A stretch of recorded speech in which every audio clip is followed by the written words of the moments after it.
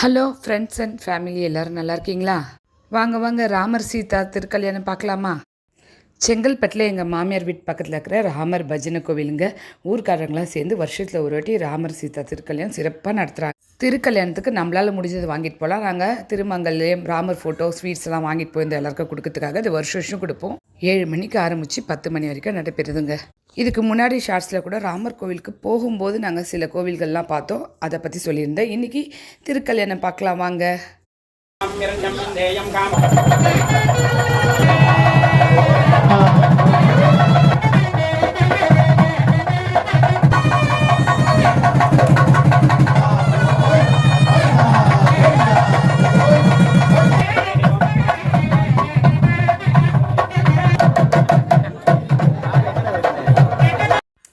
ஆரத்திலாம் ராமர் சீதாக்கு எடுத்து நல்லபடியாக திருக்கல்யாணம் முடிஞ்சுதுங்க.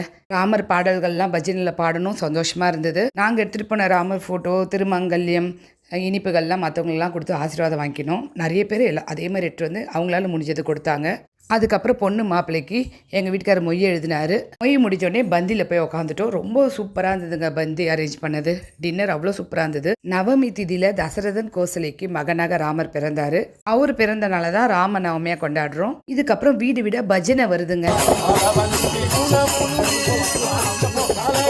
நம்ம வீட்டுக்குள்ளே நடக்கிற பஜனையை பாருங்க.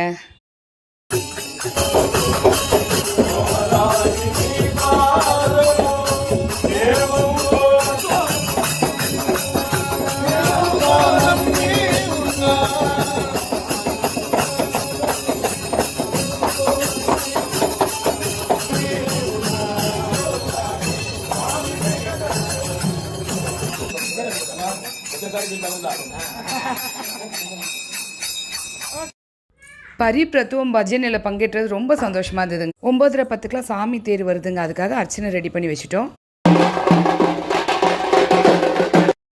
அர்ச்சனை ஆராத்திலாம் முடிஞ்சது. குழந்தைகளையும் நல்லா ஆசீர்வாதம் பண்ணாங்க, சந்தோஷமாக இருந்தது. 10:30 எல்லாமே முடிஞ்சிச்சிங்க. அதுக்கப்புறம் நாங்கள் சென்னையை நோக்கி பயணம் பண்ணி 1 மணிக்கு வீடு வந்து சேர்ந்தோம். இந்த ராமர் திருக்கல்யாணத்தில் பார்த்தவங்க எல்லாருமே எல்லா நலமும் பெறணும், வளமும் பெறணும், சந்தோஷமாக இருக்கணும்.